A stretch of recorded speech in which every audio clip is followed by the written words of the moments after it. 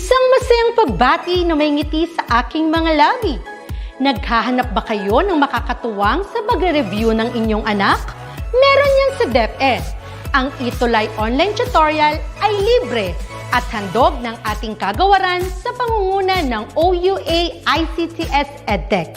Ito ay isang proyektong makatutulong sa mga mag-aaral, katuwang ang mga magulang o kasama sa kani-kanilang tahanan para masagutan at maunawaan ang mga modules. Hangad din ng programang ETUlay ang matulungan ang ating mga guro sa kanilang mga blended learning classes. Ang ating ETUlay ay mula kinder hanggang senior high school.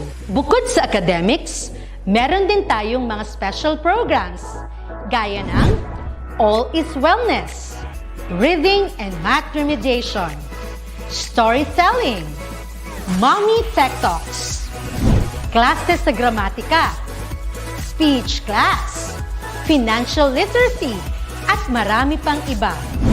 Pinalawig din ng ETUlay ang ating Alive program para sa mga mag-aaral mula grade 1 hanggang grade 3. Gayun din ay mayroon tayong ALS program at SPED tutorials na makasisigurong makakamit ng lahat ang inclusive education. May SPED hotline na rin para sa inyong mga katanungan patungkol sa special education.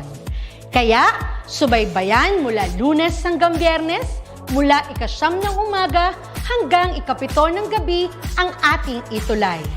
Sa ating pagtutulungan, maiaangat natin ang bawat isa.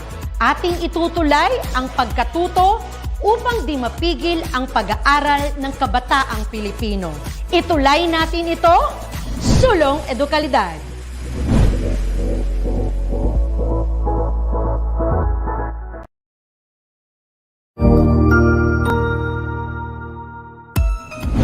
Mabuhay! Good day to all! I am your tutor Madge.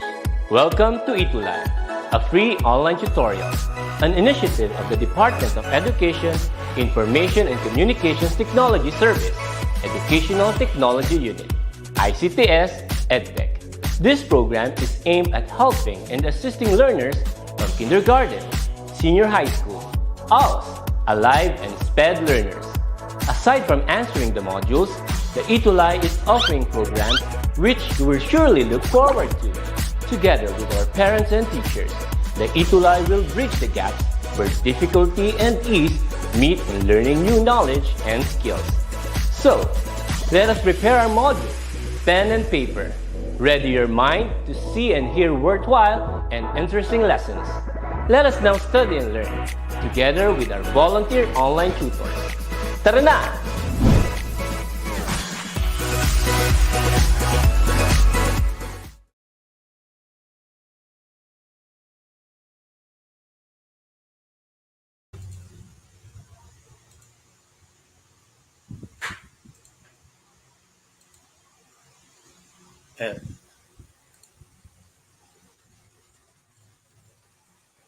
Right, good afternoon to all our online learners across the Philippines from Luzon, Visayas, and Mindanao. And welcome to another English 9 ETUlay tutorial. And of course, I am your tutor Bay, one of your tutor Bays, Tutor Ellie from SDO Camarines Sur. And however, for this time, for this session, ayun, good afternoon sa inyong lahat dyan sa ating comment box. However, sabi ko nga, si Tutor Jove will not be around this time because he has simultaneous training this Tuesday. Anyhow, we will still continue with our session and we will have a review about our previous session and we'll show you right now the outputs of the English 9 learners that they have submitted from last week additional activity. Ayun. Good afternoon sa iyo, Princess Elijah. Good afternoon sa Rochelle, Antoinette Hernandez, Jan Kyle, Jan Harold. Hello po sa inyo, Frances, Katrina Vina. Hello, Princess. At ang daming princess na pangalan. Hello sa inyong lahat. And the rest of the ETUlay online learners. And of course, we would like to also greet our online teachers who have actively participated ever since nag-start tayo, we started our ETUlay session since first quarter. Maraming salamat po sa inyo, teachers, parents, and others who are watching our session right now. Please, please, please, please, please do share our link. Makikita nyo dyan sa screen ng cellphone nyo or in your computer, laptops. Please do share Tutor Ellie and Tutor Job's, English 9 link or ETUlay live session ng English 9. Okay po, please share. Sabrina, Joylene, hello, and the rest. Alam ko you're already excited about what will happen for the session. Okay, so time check, it's 3:12 in the afternoon. We will proceed now with whatever session that we will be having right now. Okay, so if you have any questions, if you want to if you want to you know if you want to your attendance to be checked, you could comment please your name, your school, your teacher, your school, and your school's division office on our comment box. And if you have any questions as we go on with our activities, please, please, please, my dear online learners, do not hesitate po to comment or answer our items or questions later on. Okay, so we will proceed with our session. Okay po. So these are the important dates. Today, May 24 is week 4. We only have, another 4 weeks before we end our, academic year for ETUlay online tutorial. And of course, our school year. No po, madali na matapos this June. Possibly by July, tapos na to. And we'll have our recognition week. Ito yung pinakaabangan natin lahat, no? Yung ating recognition week by June 21. So, we will collate and collect all the data, those who have participated, those students, learners, teachers, and schools who have participated to our ETUlay session. And of course, Tutor Ellie, ano ba yung topic natin for the session? We will be dealing about evaluating views. Pero before that, we have first to have a review about what happened or transpired from last week's session. Okay? So, ano yung Tutor Ellie? So, ayun, we discussed about alam to ng mga students natin from last week, inference. And of course, it is the process of, drawing a conclusion. However, hindi lang to basta-basta drawing a conclusion. Inferences must be based on available evidence or pieces of evidence plus your previous knowledge, observation, and experience. Hindi pwedeng mag-infer ka lang without any data supporting details or any pieces of evidence that would support your inference or your statement. Okay? So we also discussed that inference, it means also going beyond the words, reading between the lines in order for us to make judgment. Sabi nga nung last time, hindi tayo, sabi nga, for sure, alam nyo to na, sabi ni Tutor Joe, wag dapat tayong judgmental. Ano po? Wag din tayong assuming on, wag din tayong assuming about a particular character or person or issue or something. Wag tayong judgmental and assuming. Dapat meron tayong basis for that judgment. And sabi ko nga, these are conclusions based on evidence and logical reasoning. So don't forget about those takeaways that we've learned. So we gave an example last week. Yan. So there are many ways on to infer on a particular situation or statement or dilemma. We can arrive with one correct inference. However, if we are given more evidence or details. Okay, so we were able to answer that. And how could we know, Tutor Ellie and Tutor Joe, that we are already inferring? So these are the things that come into your mind para ma-sure natin that you are already making an inference. So we were able to discuss that. Okay, and ayun nga, we had this additional activity and we inserted the story about the Little Prince in which the Little Prince draw, like that. It looks like a hat. And he told the adults, pinakita niya sa mga adults, sa mga matatanda, that he was with, and he asked them if his drawing scared them. So sabi naman ng mga adults, why be scared of a hat? And they keep on laughing on the Little Prince. elephants. However, it was revealed that the picture or the drawing was not a picture of a hat. It was a picture of a boa constrictor digesting an elephant. So this has something to do with judgment. Tama ba? Na hindi tayo pwedeng maghusga easily without researching or providing data or looking for details or data or pieces of evidence. Tingnan natin. Okay, ano ba Tutor Ellie yung ginawa ng ating mga students sa grade 9? Ano yung pinagawa? Given that they have to draw a thing or things that scare or scares them the most inside the hat. Okay? Same with the Little Prince. Ako natatakot ako dito kasi imagine it's a boa, it's a snake, a big snake swallowing the entire elephant. Sino naman hindi matatakot doon? So in the eyes of the adults, it's just a mere simple hat, but in the eyes of the Little Prince, yun sa kanya based on his personal knowledge and observation and his drawing, nakakatakot pala yun because the snake swallowed an elephant. Okay, so ito yung mga outputs sa ating mga learners from last week. So they submitted this outputs the moment we finished our tutorial last week. I think as early as that same night when we had our session, they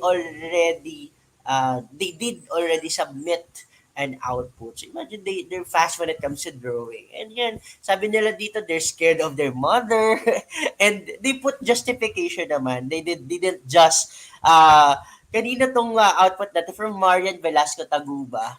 Okay, takot daw siya sa mama niya, but she gave a justification naman. Why? Okay, it's because perhaps uh, perhaps when we do something bad inside our house, or we're not able to do our chores, so doon nagagalit talaga yung mom natin or yung mothers natin. So some says like Mary Queen Angeles from Alibadbad National High School, sabi niya it's darkness, it's the deep sea na kinakatakot niya talaga the most. How about the others, Tutor Ellis? Nasaan na kaya yung iba? So also, meron dito like, sabi ni Chris Emmanuel, he's scared of clown. Ito ba? It's clown. Wala naman siya nabigay, pero I think it's a clown. And sabi naman dito ni Graciela, he drew something like, it's a dragon inside the cave. So very creative naman to. Maybe Graciela uh, likes drawing a lot, or she reads a lot of comics or drawings or animes, kaya natatakot siya dito. Very imaginative of that, Graciela, ha? How about this one? Okay, may, Joylene Pagalyaman drew, as a cute frog. A cute little frog inside the hat. Joylene, nandyan ka ba, Joylene? So, dinrawing mo yung sabi niya, Sir Ellie, actually I'm really really afraid in real life. I'm really afraid of frog. It's just that my drawing or that picture is very cute, but I'm really really afraid of the real frog. So sabi ni Joyden. And of course, sabi naman dito, it's I think it's darkness also or hell, takot siya doon. How about the others? Okay, so I commend all your outputs. You really did draw. Alam ko sa inyo, you're not that very much creative when it comes to draw, but you still tried hard enough. Ano po? So, si Sean, sabi niya, hindi siya makapag-drawing, but it's the year of 2021 that scared him the most. Perhaps because of the quarantine and many stressful events that happened to his life. And Josephine Tuan from Ocampo National High School drew about a bubuyog or a bee. Maybe he was stung by a bee before. And by Vina J. Navarro, he drew what do you call this? A tarantula or a spider? Even I am too scared of a spider. Okay. Uh, Okay. And the best output of the week, okay, goes to Frances Katrina Velarde. And this award is given to a tutor or a learner who have submitted uh, a quality, relevant, submitted a quality creative output based on the given additional activity. Medyo na next ko, sorry.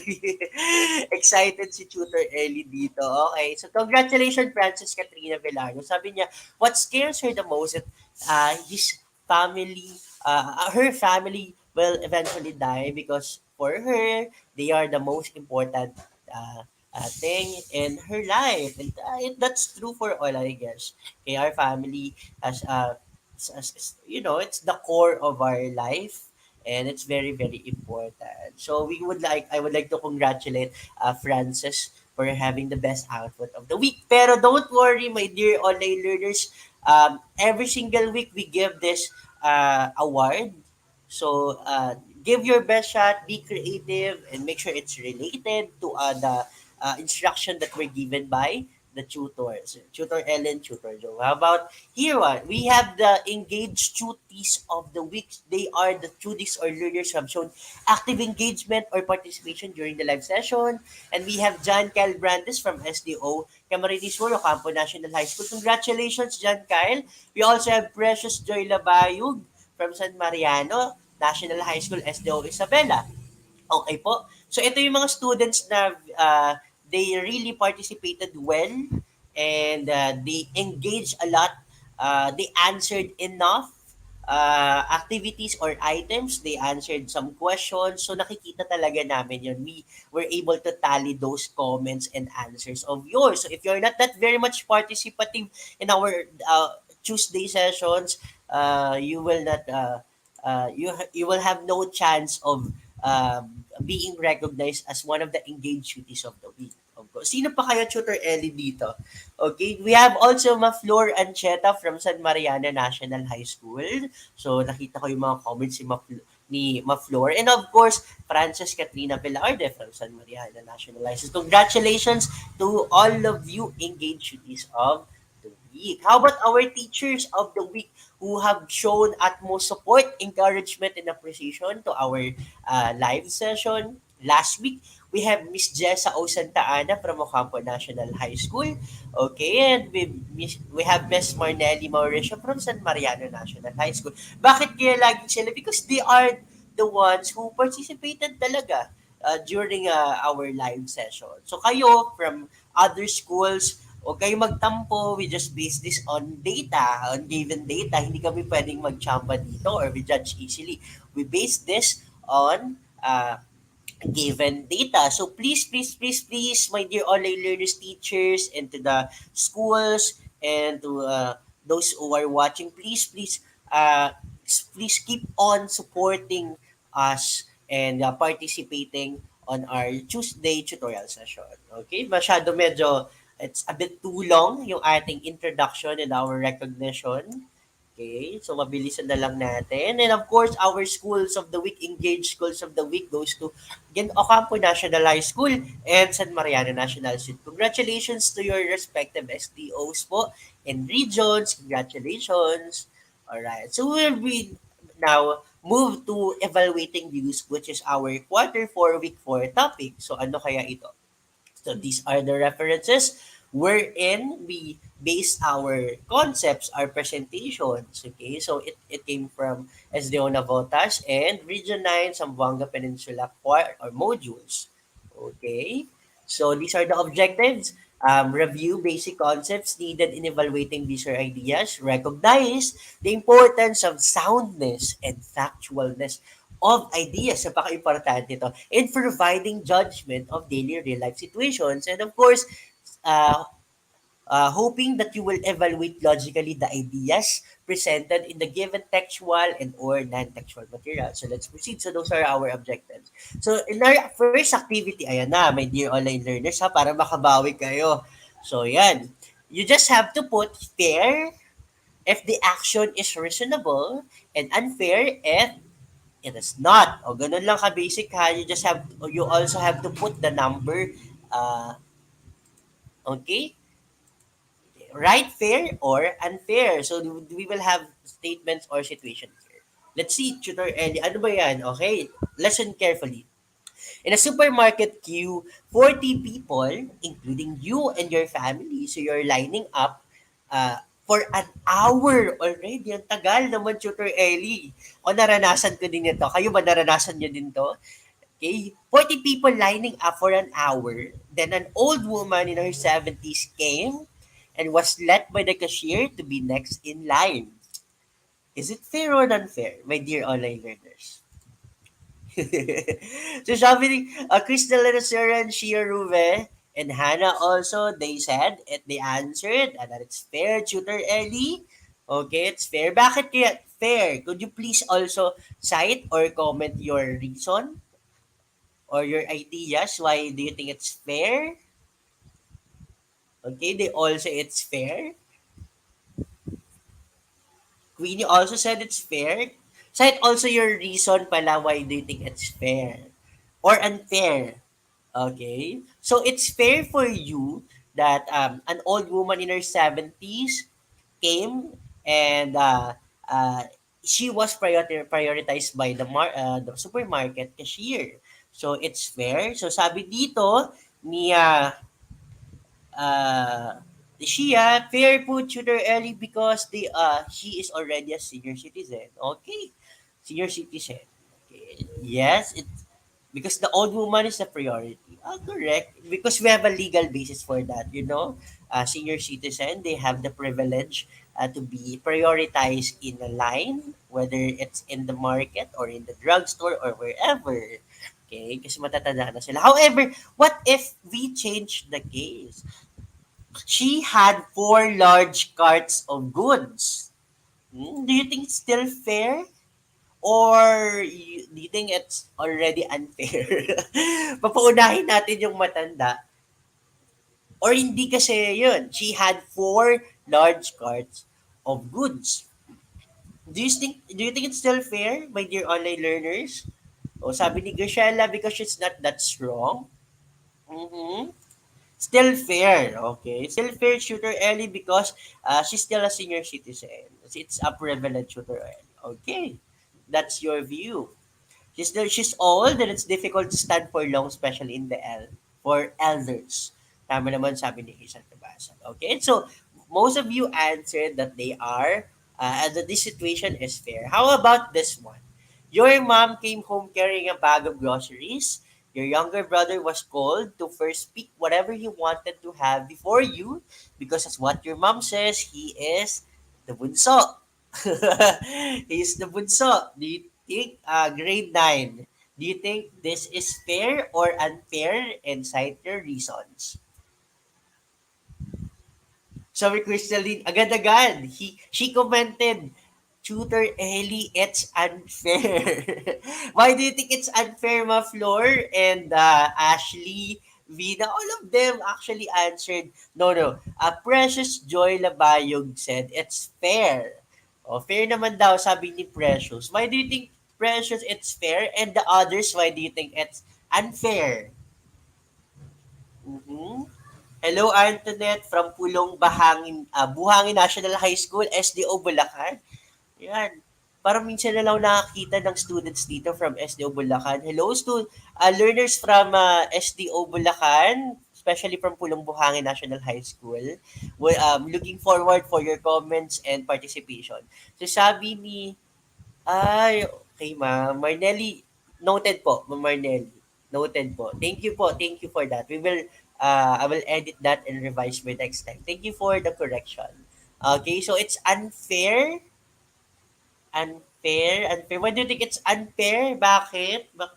Perhaps siguro dito dahil sinabi nyo na the reason of your mom is because he is the bunso. So he was prioritized. So he was the one to given the chance to pick whatever he wanted and grocery pack or goods that were brought by your mother. Unfair. Okay. How about this one? Okay, there's an additional detail here that says your younger brother is 4 years old. Same situation, however, we added a sentence and it says that your younger brother is 4 years old. Do you think it's unfair? Okay. So sabi ni Hazel Kabasag, we have different preferences. So still, depende pa rin yun sa context or the background of the family, if that's something normal or not. Okay. Fair na daw. Welcome, Ma'am Marnelly. Salamat po. Unfair pa din, sabi ni Graciela. Why do you think Graciela it's still unfair? So you could actually put your comment or your reason on the comment box. Okay, there's no right or wrong answer because it's your views and your opinion and must be based on facts or personal knowledge or observation. Sabi ni Sherilyn Esteban, unfair tutor early because parents should treat their child fairly so that one can get jealous. Mhm. You have a point. I believe on that also. Sabi ni Crystalline naman, however, Crystalline objected that Tutor Ellie fair kasi bunso ako. So, bunso pala kasi siya, kaya okay sa kanya yon. Okay. So yun, we have different, varying opinions. Okay, it depends on our situation, on our background. Okay, hello Abby from Ocampo National High School. Fair. Okay. How about this one? Our last situation. You and your family visited your uncle's house in the province. Sorry for the repeated word. Upon seeing you, he had a surprised look, bantered about your large belly, fat arms, and, double chin. He told you to take off weight. Sabi niya, magpapayat ka raw. Pumunta kayo dun sa bahay ng uncle nyo. Then nakita ka na siguro mataba ka. Sinigawan ka, "Uy, ang bakit ang taba mo na, Ashley, Trisha, Jerilyn, Precious, ba't ang taba mo na? Magpapayat ka nga." So do you think it's fair that your uncle, you know, the tutor made din sa background, sabi niya, aray, same sentiments. Do you think it's fair? Okay, most of you, Chris, Emmanuel, Shia, Vina, and the rest of you answered, it's totally unfair, Tutor Ellie. Bakit kaya? Why do you think it's totally unfair? Is it okay for your uncle to, to comment on your appearance or to comment if you're fat or you're very thin? Is it okay for you? Oo, tito ba? Oo. Unfair. All people should respect sabi ni Crystalline, had unfair, all people should respect whether you're fat or you're thin. Tama naman. Because sabi ni Vina, because Tutor Ellie, it hurts. Tama naman. Why would you comment? Sabi ni Graciela, my body, my rules. Okay? My body, my rules. Alright. I like this answer of Shia. Tutor Ellie, we promote uh, no to body shaming. That's right. Or it could be, sabi naman ni Precious, she has a different opinion or view about this. Sabi niya, it's fair. Maybe he's just concerned about your health. Pwede naman ganun. It could be. Okay, sabi ni Queenie, it's offensive for telling someone to lose weight. Okay, it's offensive for. And no to body shaming. Okay? And we put another, sabi dito, he is also obese. That's a plot twist of the situation. Okay, he is obese. So what do you think is the better reason? Why do you think it's fair or unfair still? Nakalagay ditong obese. So your uncle realized that you're fat already and he told you to take off your weight, magpapayat ka, mag-exercise ka. Tapos sabi niya dito, and another info, siya pala ay obese. Okay?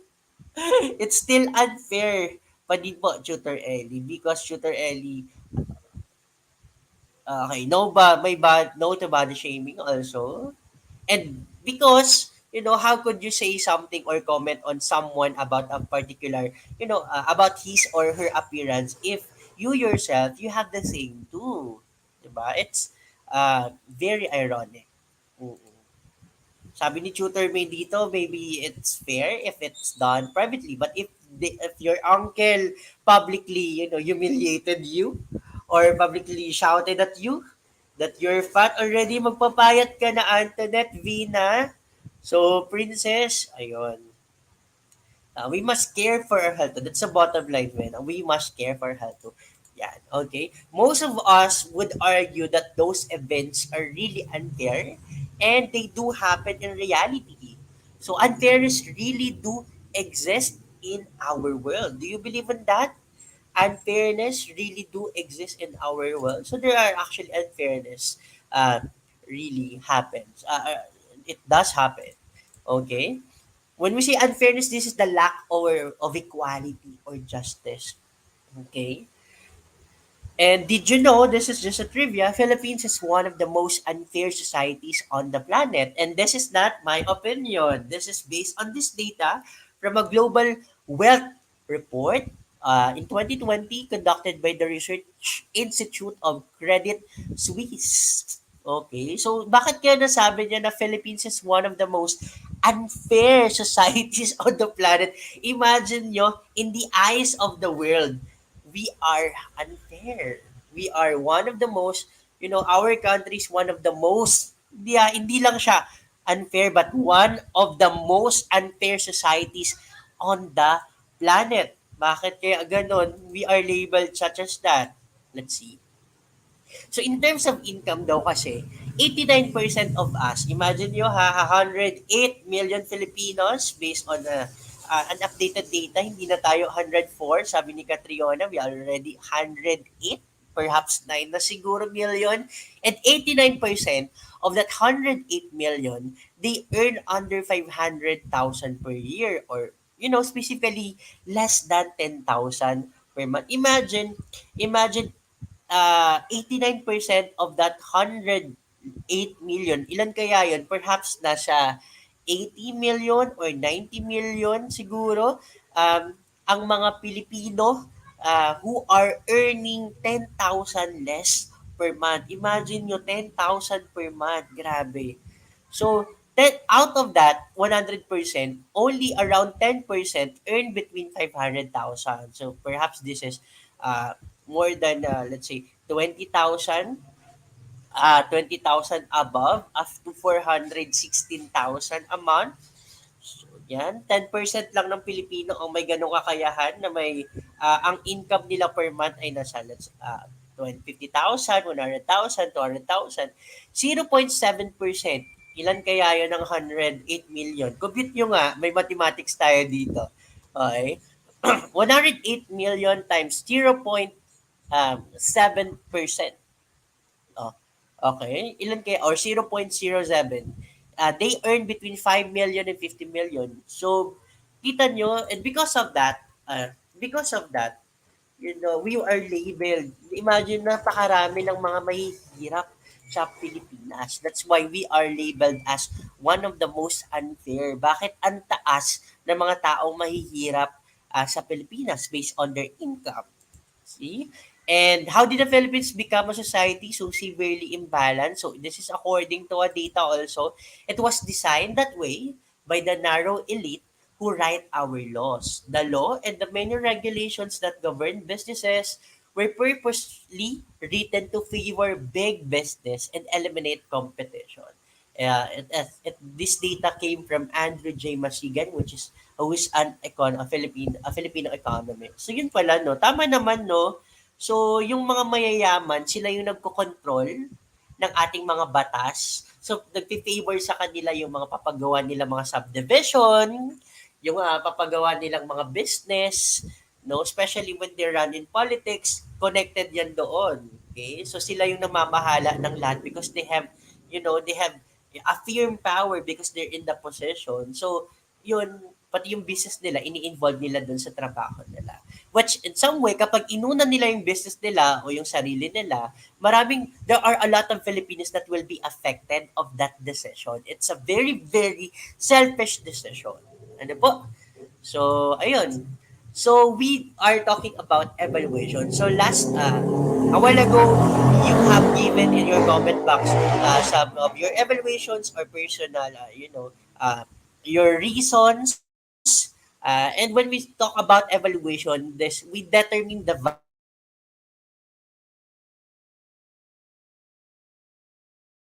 given a while ago.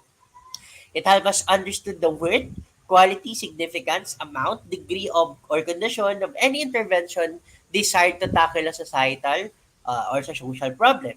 And when we evaluate, it guides us to whether confirm, extend, or change personal views based on the topic of the reading. That's why a while ago we have varying opinions. We weigh our lessons depending on the details or the data given. So it's okay if we are participating in such academic platform. Uh, we have to debate on things. We have to confirm this data. We have to also change personal views if they are needed, especially if you are presented with facts. So napaka-importante that we know how to evaluate a specific situation or dilemma. Hindi pwedeng oo ka na lang dahil ito yung sabi ng mga relatives mo or sabi ng teacher mo or sinabi ko ni Tutor Ellie. Dapat you should make your own evaluation based on, sabi ko nga, evidence, based on personal knowledge, based on facts. Okay? And again, evaluation must be based on fact and not an opinion. So these are the pointers for logical evaluation. So sabi ko kanina, we have to review some basic concept and very, very easy na lang to. We have to, these are the concept from last quarter. We talk about fact and opinion. And ito, sabi, fact is a statement known to be true or which can be proven to be true. While an opinion is a statement that tells what someone believes to be true, it may or may not be correct. So that's only a review. So the opinion of an authority, if that person is credible enough uh, on a subject, it may be believed yung opinion niya. Facts are more reliable as basis because they can be defended. Pero pag sarili mo lang opinion, respect my opinion, Tutor Ellie, ay nako, ang hirap, ang hirap makipagtalo sa mga ganong tao. Okay? And of course, we have pointers to determine soundness. Okay? We discussed natin yung soundness from our previous topic. So these are the questions that we have to consider. Are these ideas ba, Tutor Ellie, based on facts or reliable sources? Okay, reliable ba yung sources? Are the arguments free of discrepancies? When we say discrepancies, gaps, okay, these are gaps or uh, perhaps when we say by discrepancies, the data is not that complete, okay, or the data is has discrepancies or not very much relevant to the topic. Is the discussion free of discrepancies? Kasi meron bang mga gaps yan? Okay, hindi masyadong well supported ng argument yung ID, the data does not support much or the data is not that heavy enough to support the topic or your argument. Are the conclusions logical? So alam na natin when we say by logical. Ano po? So these are the pointers we need to consider to determine the soundness of ideas. And these are the basis also to evaluate relevance and validity. Okay? Anong babasehan natin, Tutor Ellie, uh, when we encounter situations that we need to decide, we need to decide uh, on that matter, or we are faced on a very particular situation that we have to choose or to choose an option. So the first one is, yung sinabi ko kanina, personal observation or experience. Napaka-importante ito. Second one, personal interviews with knowledgeable persons or authoritative sources. Okay? Hindi pwedeng si Marites lang sa neighborhood, or someone in your messenger sent a lengthy, though a very lengthy message on your messenger, pero nakalagay CTTO, credits to the owner, hindi natin yun pwede tanggapin kapag CTTO yun. Okay? Kailangan interview talaga with credible or knowledgeable person in that field or in the topic. And of course, current publications and other reference material. Okay, hindi pwedeng vlogger only, especially if they're not credible enough or walang sources naman yung mga sinasabi nila.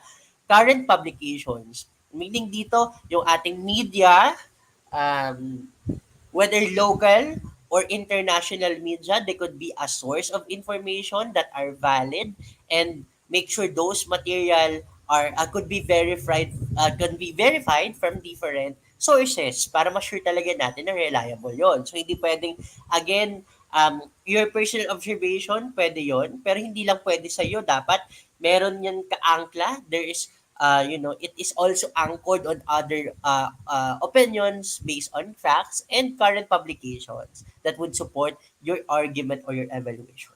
Importante yun na hindi pwedeng CTTO, hindi pwede kay Marites lang or someone that you know in the hallway or in the streets. Okay po? So, activity number 2, madali lang naman to, no?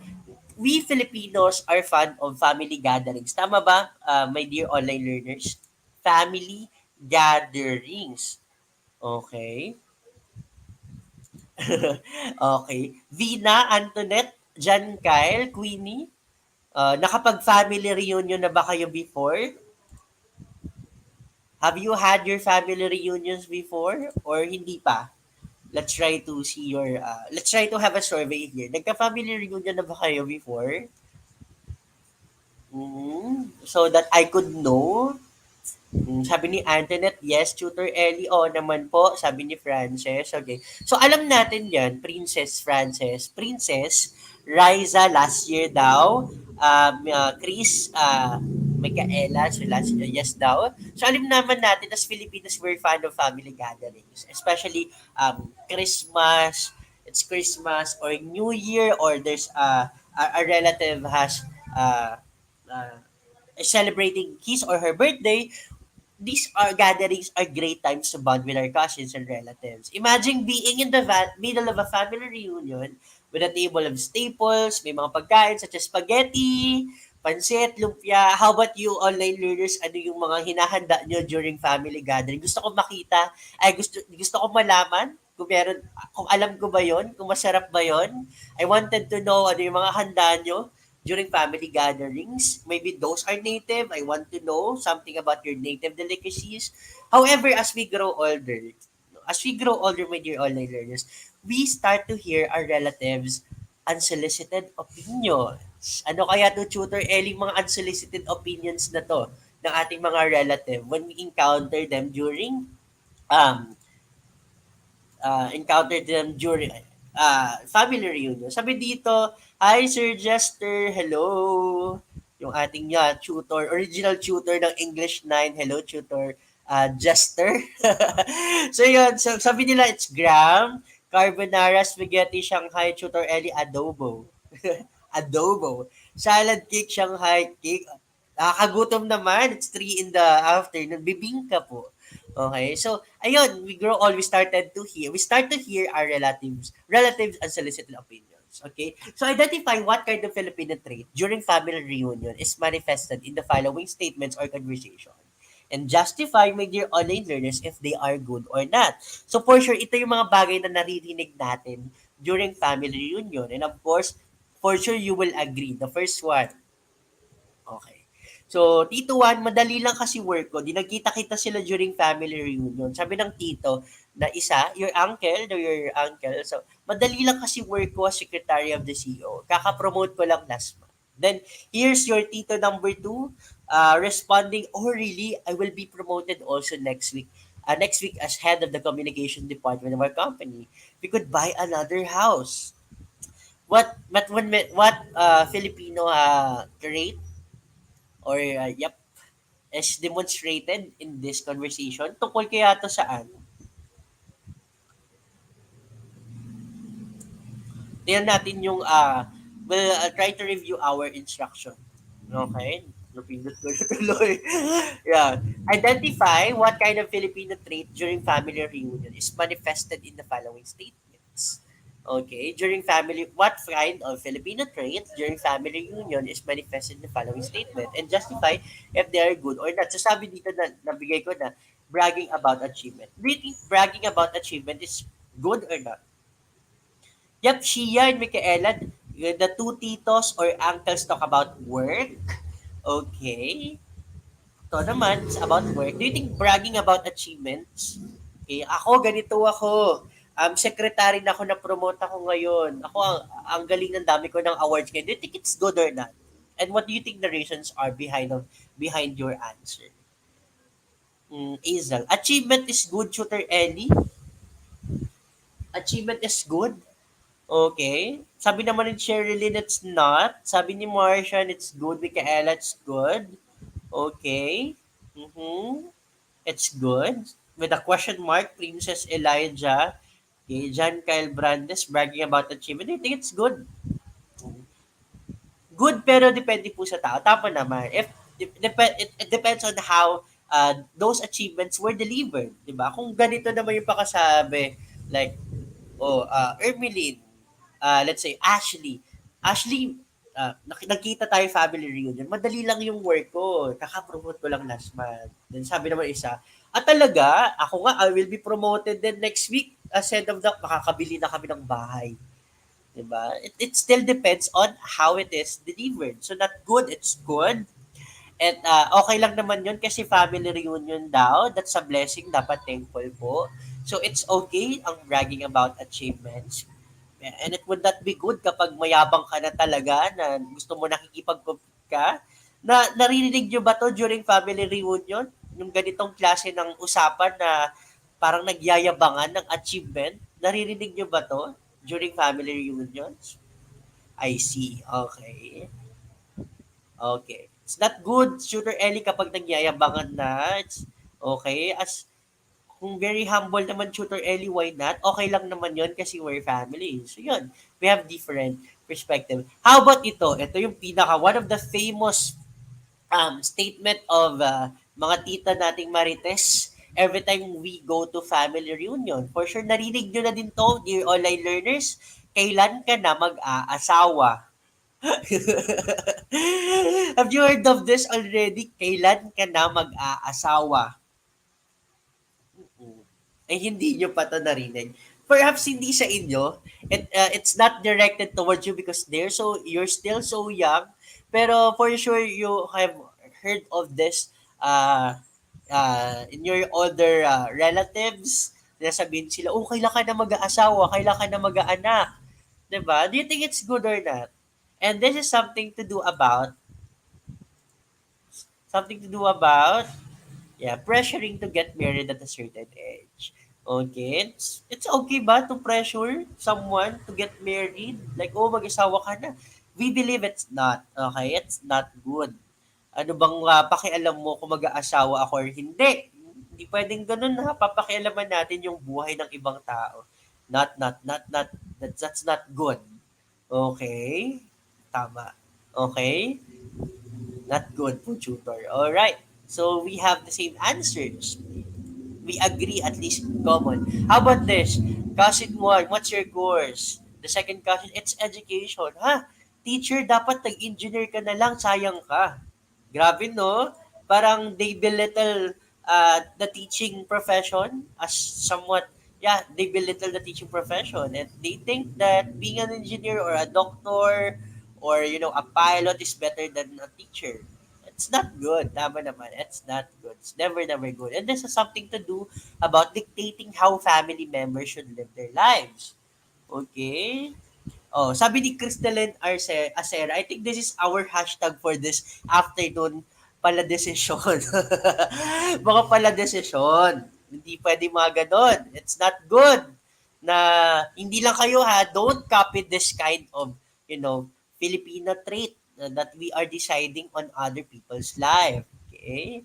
Dapat hindi po yun pinapakialaman. Dapat naman. Because alam naman, maybe it's not of your interest to be an engineer or to be a doctor or to be a lawyer. You wanted to be to be like us, teachers. And we are so proud that we are teachers. Napakalaki ng role na ginagampanan ng mga guro, especially right now. Okay? It's good. Okay, being a teacher. Okay, just to wrap up, not all the things we had grown up are right and proper. Tama ba yon? There are many things in our childhood, in our elementary days, in our high school days. We have a lot of things na kinalakihan natin, but not all of those are right and proper. Okay? Not all of those are right and proper. We just became used, we became used to those that we think nothing is totally wrong about them. Nasanay lang tayo. Kaya tingin natin, tama lahat yun. Tama yung sabi ni mama, tama yung sabi ni uncle, tama yung sabi ni tito, ni tita, ni lola. Okay? It's normalized in our system. So we think that's nothing wrong about them. Pero hindi pala, no? Okay, we have to address toxic behaviors inside our family first. So sabi ko nga, as we evaluate yung mga magja-judge tayo, we provide judgments or conclusion sa ibang tao, pero first we have to fix first ourselves, our family first. Okay, we have to address those toxic behaviors inside our family. And we must stop upholding hurtful, toxic practices as simply part of the culture. Normal na kasi to, Tutor Ellie. Normal eh. Normal yun sa bahay namin. Sa amin sa bahay, sa Binibina, normal to sa bahay namin. Okay lang naman yan. Okay lang, hayaan na natin yan, siguro bibiro lang. Pero it's not. It's actually toxic. It's actually hurtful. Ano? And hindi to pwedeng maging part ng culture natin. Kasi sabi nga, there are a good culture and there is a bad culture. And if this happens, and if this particular activity or trait or characteristic is bad, then we should let go of it. Okay? We should let go of those bad habits. Okay? Doon tayo sa good culture. Okay? So, hindi bawal ang pala desisyon. Yun po. Okay. In evaluating our views, the critical evaluation of ideas and arguments and points of view is very, very important to be autonomous thinkers, as critical thinkers, independent thinkers. It is only through that we can distinguish among competing claims for truth and determine which arguments and points of views they can trust and those of which you should be skeptical. Sabi ko nga, we should not believe easily on things that are said by our parents or are said by our relatives or someone we know along the street. Dapat we have to be critical thinkers. Pag-isipan natin, logical ba to? Is this reasonable? Is this fair or unfair? Is good or not? Tingnan natin, research tayo sa internet if this is okay ba? Or hanap tayo ng someone o sa professional when it comes to that field. Ayun. We should be skeptical sa mga bagay-bagay. And this is our additional activity just to wrap up. Ano po? Okay. So, alam na natin to, my dear online learners, it has become a trend. In Facebook, nakita na natin to. The youngest daughter of the vice president posted the graduation picture on her social media account. Then a netizen, unsolicited advice and unsolicited opinion on Facebook, maraming ganyan. It does happen, especially if your posts are public or you're, an influencer or someone who's trending. Okay? A netizen strides a comment that generated a meme. Okay? So, sikat siya talagang na the internet uh, uh,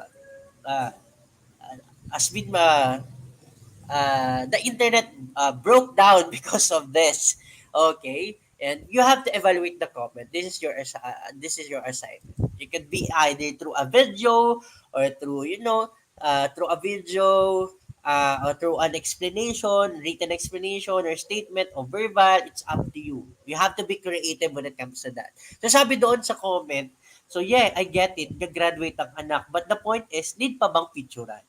Need ba talagang picturean, Antoinette, kapag mag-graduation kayo? Or nung nag-graduate kayo ng grade 6 or someone you know, need ba yung picturean? Let's see your logical comments. Ano po? So, Shia, Vina, and the rest, Madeline, Riza, okay, need pa bang picturean? So, have to evaluate that comment if you think it's good or not.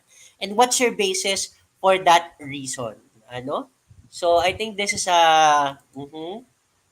dito is a good, very relatable example kasi trending to sa ating sa Facebook, sa internet. So ayun, that's a wrap, my dear online learners. So we talk about evaluating views, the importance of it. We have cited some real life situations that we could apply about how apply our, critical thinking when it comes to evaluating situations or views of other people.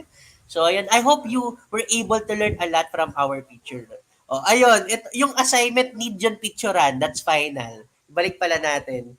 Yung assignment ay need nating picturean. Oo. So please evaluate the comment if you think it's good. Cite your reasons, your data. Oo, sana it's logical, okay? And ayun, that's a wrap. Thank you very much for watching our online tutorial. This is English 9, quarter 4, week 4. And thank you very much. God bless and stay safe, my dear online learners. This is once again Tutor Ellie from SDO Camsur. And by next week, kasama na natin si Tutor Joe. Alright? So, we will be waiting for your outputs to be submitted on our GC or to our messenger. Thank you very much and God bless.